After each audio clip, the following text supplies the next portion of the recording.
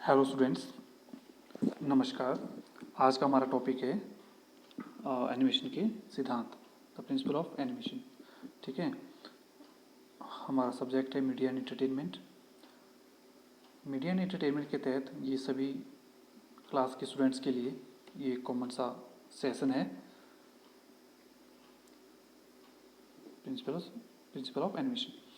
The principal of animation were defined in the book the illusion of life. ये illusion of life की जो Walt Disney की एक जो बुक थी, यहाँ से इन सिद्धांतों को लिया गया है। और the illusion of life books में बहुत ही डिटेल में, बहुत ही एक काफ़ी रिसर्चेबल फॉर्मेट में इनको इनका इनका इनका जिक्र किया गया है, इनको डिफाइन किया गया है। तो आइए हम आगे बढ़ते हैं। ठीक, ये है एनिमेशन के 12 सिद्धांत।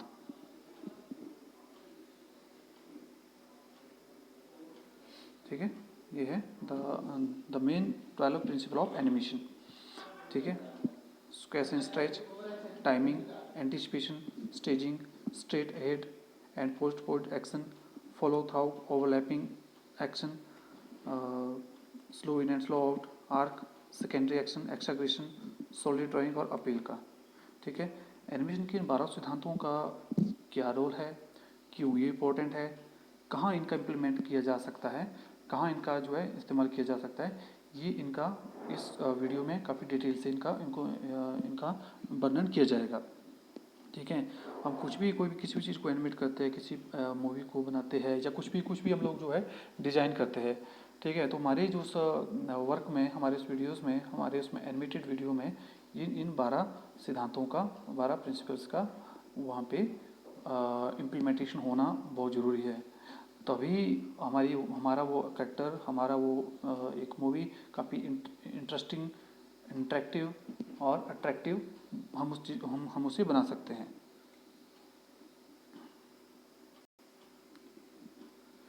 तो फर्स्ट जो हमारा जो प्रिंसिपल्स है वो है स्क्वेच एंड स्ट्रेच का। स्क्वेच एंड स्ट्रेच क्यों जरूरी है? स्क्वेच का मतलब होता है किसी चीज़ को सिकुड़ना, और स्ट्रेच का मतलब है किसी चीज़ में खिंचाव पैदा करना।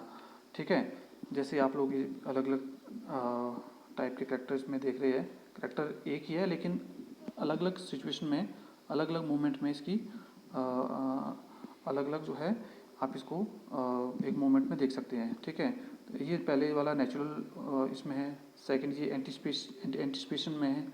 ठीक है, तो उसमें आप इसको जब भी नेचुरल में होगा तो क्या होगा, ये ऑब्वियसली बिल्कुल नेचुरल दिखेगा ये। ठीक है, लेकिन जब एंटिसिपेशन में मतलब किसी काम को करने से पहले की अवस्था, मतलब ये कोई बास्केटबॉल का ये आपको जंप कर रहा है।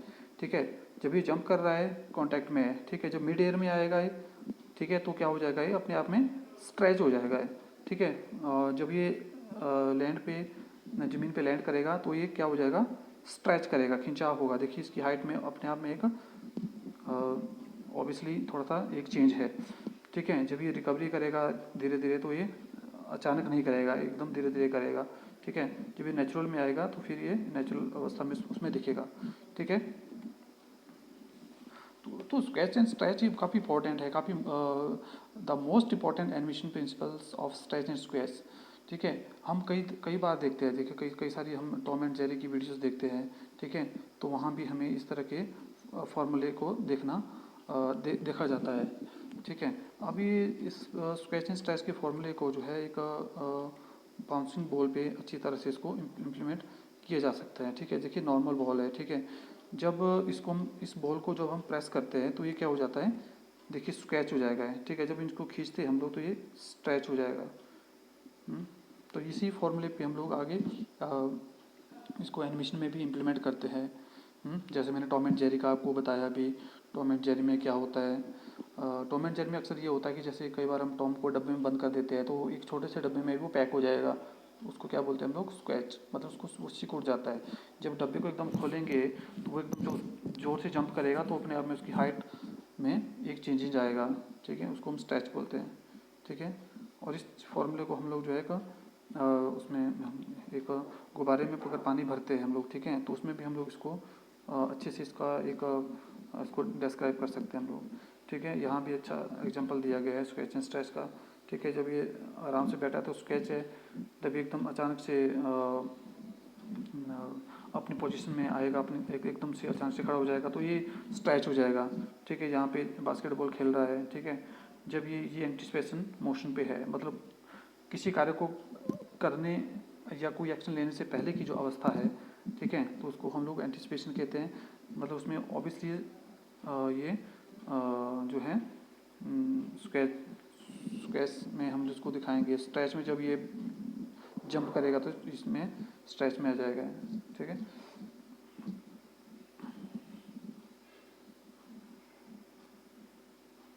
नेक्स्ट है टाइमिंग। टाइमिंग एनिमेशन में काफ़ी इंपॉर्टेंट है। टाइमिंग के बिना हम लोग कुछ भी इसमें नहीं कर पाते हैं। टाइमिंग का होना हमारे प्रत्येक सीन में एक अच्छी टाइमिंग होना बहुत ज़रूरी होती है।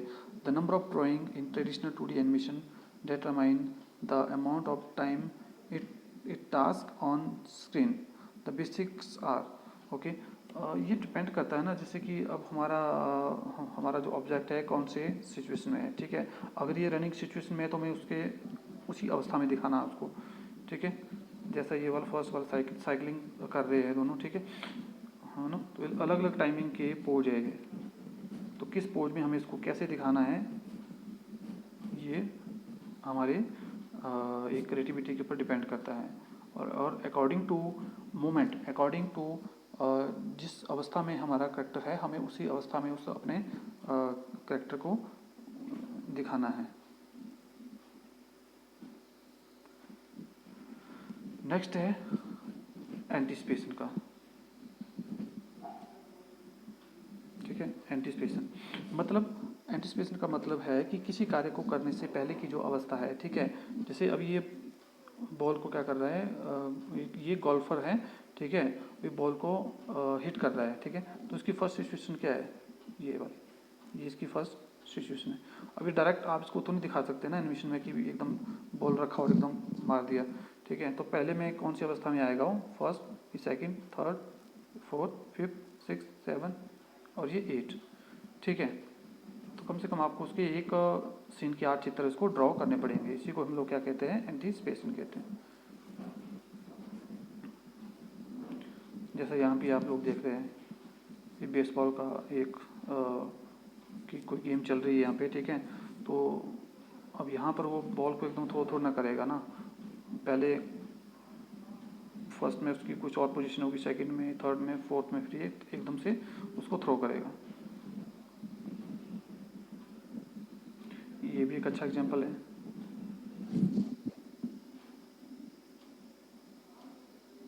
ये है स्टेजिंग। नेक्स्ट है स्टेजिंग। ओके, स्टेजिंग में हम लोग क्या करते हैं कि स्टेजिंग मतलब हमारा जो करेक्टर है उसको हमने कहाँ पे इसको स्टेज किया हुआ है, कहाँ पे इसको रखा हुआ है। ठीक है, स्टेजिंग हमारे एनिमेशन का और ये काफ़ी अच्छा इम्पोर्टेंट ये जो है सिद्धांत है स्टेजिंग। ठीक है, अ पोज और action should clearly communicate to the audience. एक पोज या कोई एक्शन हम लोग जो कुछ भी करवाते हैं अपने एनिमेशन फिल्म में, उसका बिल्कुल एक क्लियरली और स्पष्ट जो है एक मैसेज होना चाहिए ऑडियंस के लिए कि वो क्या कहना चाहता है, वो किस मोड पे है, वो अपना एक एटीट्यूड शो करना चाहता है, अपना मूड शो करना चाहता है, या अपना रिएक्शन देता है, या कोई आइडिया जो है क्रिएट कर रहा है। ठीक है, जैसे आप लोग इसमें देख पा रहे हैं, नीचे ये वाला फर्स्ट है। ठीक है, तो उसमें थोड़ा सा एग्रेसिव में है, फर्स्ट इमोशनल में है, आप इसके टीयर्स देख पा रहे होंगे, और थर्ड में काफ़ी है अलग सिचुएशन में। ठीक है, तो तीनों में क्या है, अलग अलग सिचुएशन में है, आप देख पा रहे होंगे इसमें। ठीक है, स्टेजिंग का ये मतलब होता है हमारा, जैसे हम एक मूवी देखते हैं ना, तो मूवी में क्या देखते हैं कि जब कोई हीरो और विलेन आपस में जो इंटरेक्शन होती है उनकी, कुछ भी सीन हम दिखाते हैं। ठीक है, आसपास बहुत सारी पब्लिक होती है, बहुत सारा एक बैकग्राउंड होता है। ठीक है, तो हमारा जो प्रॉपर जो फोकस होता है ना, वो विलेन और हीरो के ऊपर होता है, ना कि जो आसपास की जो पब्लिक है उनके ऊपर होता है।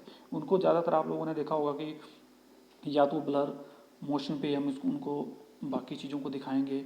ठीक है, लेकिन मेन फोकस हमारा हीरो और विलेन के ऊपर ही रहेगा। ताकि हम स्टोरी में क्या बताना चाहते हैं, क्या दिखाना चाहते हैं, ठीक है, ऑडियंस का उसके ऊपर एक फोकस बना रहे।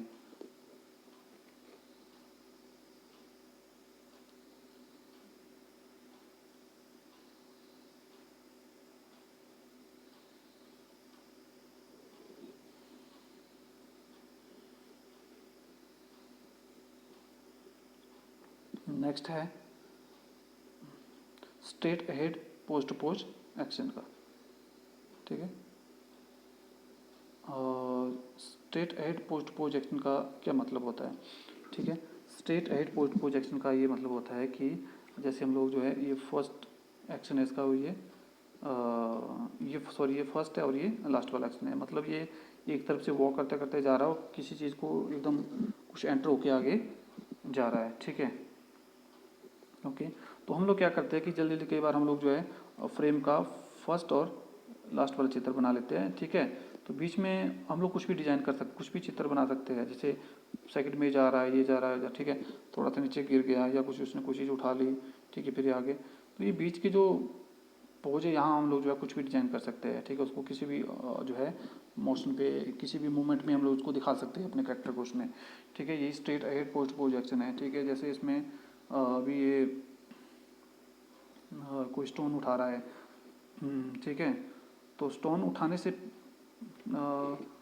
तक इसकी जो है अलग अलग जो है मोशन में हम लोग उसको दिखाएंगे। फर्स्ट में जैसे स्टोन को उसने हल्का सा हाथ लगाया, ठीक है, फिर सेकंड में इसने अलग सा मोशन बनाया, थर्ड में पूरी तरह से उसको उसने कवर कर लिया, मतलब पोज टू पोज, ठीक है।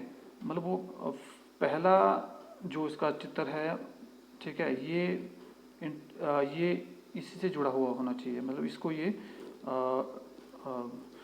रिकॉग्नाइज करता हो, ठीक है, इसी से कोई जुड़ा हुआ चित्र, ठीक है, ये इसी से रिलेटेड है, ठीक है। और इससे रिलेटेड अगर हमें थर्ड कोई पोस्ट प्रोजेक्शन दिखाना है तो इससे ही जुड़ा हुआ हमें कोई उसी तरह का उसी मोमेंट में या थोड़ी सी डिफरेंट मोमेंट में उस करेक्टर को दिखाना होगा।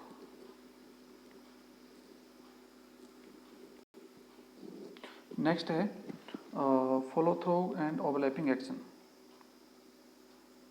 Follow through and overlapping action में क्या दिखाते हैं हम लोग, ठीक है। जैसे मान लीजिए कोई स्पाइडरमैन है, ठीक है, तो इनके साथ स्पाइडरमैन के साथ देखो बाकी सारी चीज़ें भी अलग से लगाई गई है इसमें, कुछ अलग सा कपड़ा आपने देखा होगा, ठीक है, या मान लीजिए इसके बड़े बड़े बाल है, ठीक है। तो ये जो इसके साथ अलग अलग से चीज़ें उसने पहनी हुई है, अलग अलग सा पहनावा किया हुआ है, ड्रेसअप अलग से ड्रेस उसने पहनी हुई है, ठीक है। तो उसकी जो ड्रेस है ये भी इसके साथ क्या करेगी, एक मूवमेंट करेगी, ठीक है। ओवरलैपिंग का एक्शन है ना, ओवरलैपिंग का मतलब ये है कि जैसे इसने अब ये पहना हुआ है, ठीक है, तो जैसे ही ऊपर से ये हवा में होगा, मिड एयर में होगा, ठीक है, तो उसका जो ये वाला जो ड्रेस है ये भी थोड़ी सी हवा में होगी, ठीक है। और जैसे ज़मीन पे लैंड करेगा, ठीक है, ये ज़मीन पे इसने लैंड किया तो, और लैंड करने के बाद देखो आप देख पा रहे हैं कि इसकी जो ड्रेस है इसको ओवरलैप कर गई है, मतलब इसकी थोड़ा सा आगे निकल गई है वो चीज़, ठीक है। अभी आप क्लियरली देख पा रहे हैं इसमें, ठीक है। मतलब उसका जो ड्रेस है वो जैसे इसने ज़मीन पे जब जब वो मिड एयर में है तब तो वो उसके पीछे होगा, मतलब उसको फॉलो करेगा वो, ठीक है। लेकिन जैसे ही वो ज़मीन पे लैंड करेगा तो वो इसको ओवरलैप करता हुआ आगे निकल जाएगा, इसका कपड़ा है, इसका जो ड्रेस है, ठीक है। इसको हम लोग बाकी सारे कंसेप्ट को बाकी सारी चीज़ों में भी इसको हम इम्प्लीमेंट करते हैं। कैसे करते हैं, अब देखिए यहाँ पे आप लोग बिल्कुल क्लियरली देख पा रहे हैं, ठीक है। इसकी जो ये इसकी पूंछ है ना, इसकी जो जो कान है, इसकी पूंछ कान, ठीक है। अब अलग अलग सिचुएशन में आप देख पा रहे हो ये भी काफ़ी अपने आप जैसे ये वॉक कर रहा है, ठीक है, तो इसके टेल्स, आइज, ईयर्स भी अलग अलग तरह के मूवमेंट कर रहे हैं, ठीक है। अभी दौड़ता हुआ आ रहा है, ठीक है। तो अभी इसकी टेल्स आपने देखा होगा पहले पीछे की तरफ है, फिर थोड़ी सी जब उसने स्टे किया यहाँ पे, तो जब यहाँ पे इसने स्टे किया तो ये एकदम अपनी जगह स्टिल हो गई। जब उसने एकदम रुका वो, तो रुकने के बाद उसकी जो टेल है उसको हल्का सा ओवरलैप करते हुए आगे की तरफ जाती है, उसके कान भी इस तरह के कुछ मूवमेंट करते हैं। यही इसी को follow through and overlapping action कहते हैं।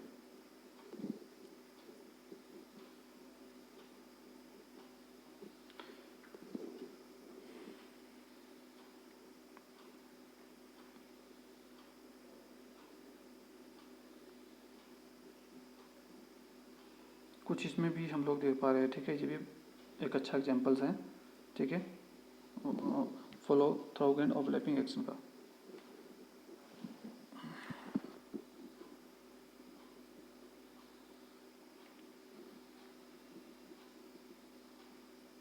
और नेक्स्ट है ये slow in and slow out का, ठीक है। तो इसमें क्या होता है इसमें, ठीक है, जैसे कोई पेंडुलम होता है, घड़ी का पेंडुलम है ना, जैसे इस तरह का चलता है, ठीक है। तो उसमें ऑब्जेक्ट जो है एक ही सिचुएशन में नहीं रहता है, कभी वो यहाँ पे जब स्टे करेगा उस पर इस वाले पॉइंट पे, तो वो अब थोड़ा हल्का सा एक स्टिल होगा, हल्का सा स्लो करेगा, यहाँ पे इसकी इसकी जो स्पीड है यहाँ पे भी स्पीड थोड़ी सी होगी, लेकिन बीच वाले इसमें में क्या होगा, ये फास्ट मूव करेगा इसमें।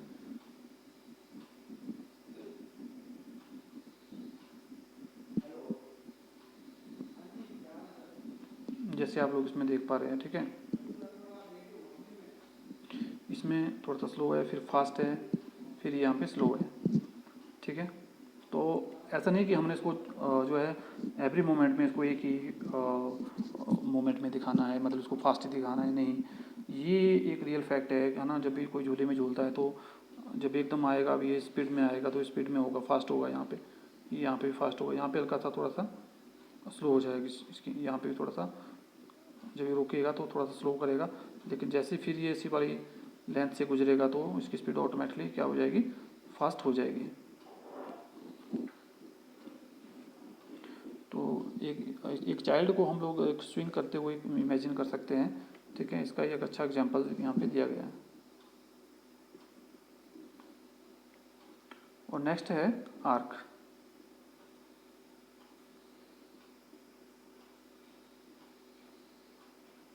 नेक्स्ट है आर्क। आर्क क्यों इम्पोर्टेंस होता है हमारे इसके लिए, ठीक है, क्योंकि जब भी कोई इंसान देखिए कोई वॉक करता है, नेचुरली वॉक करता है, तो वो एक ही सिचुएशन में वॉक नहीं करता है, वो कैसे कैसे वॉक करता है, कुछ इस तरह से, ये इसकी एक सिचुएशन होती है, इसी को हम लोग क्या कहते हैं, आर्क कहते हैं, ठीक है। जैसे अब ये फर्स्ट स्टेप मान लीजिए उसने लिया तो थोड़ा हल्का सा डाउन जाएगा, फिर ये ऊपर, जब वो सीधा खड़ा हो जाएगा तो एकदम बिल्कुल थोड़ा सा स्टे करेगा, थोड़ा सा उसकी हाइट बढ़ेगी, है ना, यहाँ से फिर एक स्टेप आगे को लेगा तो फिर थोड़ा सा डाउन हो जाएगा, तो फिर ऐसे ऐसे इंसान कोई भी चीज़ जो है वॉक करती है तो उसकी जो एक आर्क है उसमें भी एक चेंजेस आते हैं।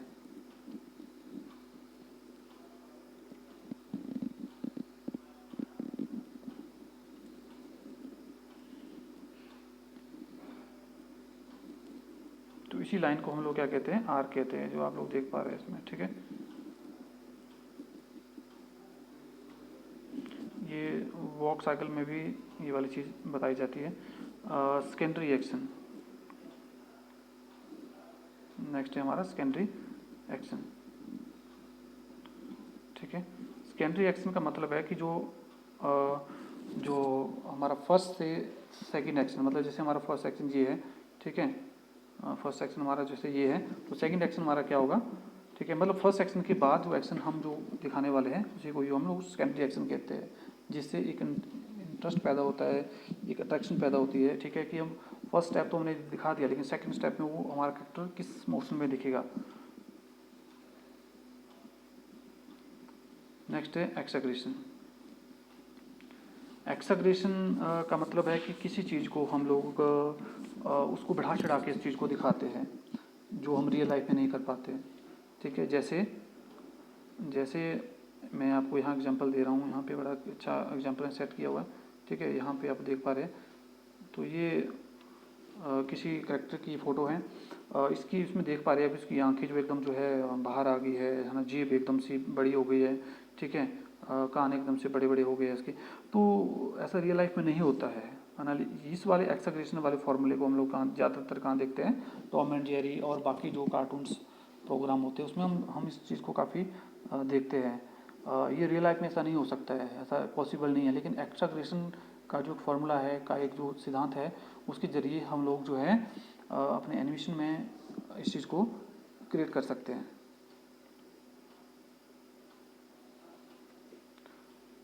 तो नेक्स्ट है अपील, सॉरी सॉलिड ड्राइंग का। सॉलिड ड्राइंग का काफ़ी अहम रोल रहता है एनिमेशन में, ठीक है। अगर आपकी ड्राइंग बेटर है, ठीक है, आपको ड्राइंग का अच्छा एक आपकी आपकी क्रिएटिविटी अच्छी है और आपको ड्राइंग का अच्छा नॉलेज है, तो आप उस एनवायरनमेंट को, उस 2D या 3D एनवायरनमेंट को अच्छे से डिज़ाइन करने में वहाँ आपको लोगों को काफ़ी हेल्प इसमें मिलती है।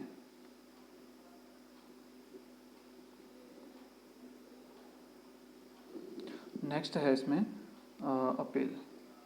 ठीक है, अपील का मतलब ये है कि जो हमारा जो करेक्टर है जो हम डिजाइन करते हैं, ठीक है, तो वह कैसा जो है दिखता कैसा है, मतलब हमारा करेक्टर वो उसकी अपील क्या है अपने आप में।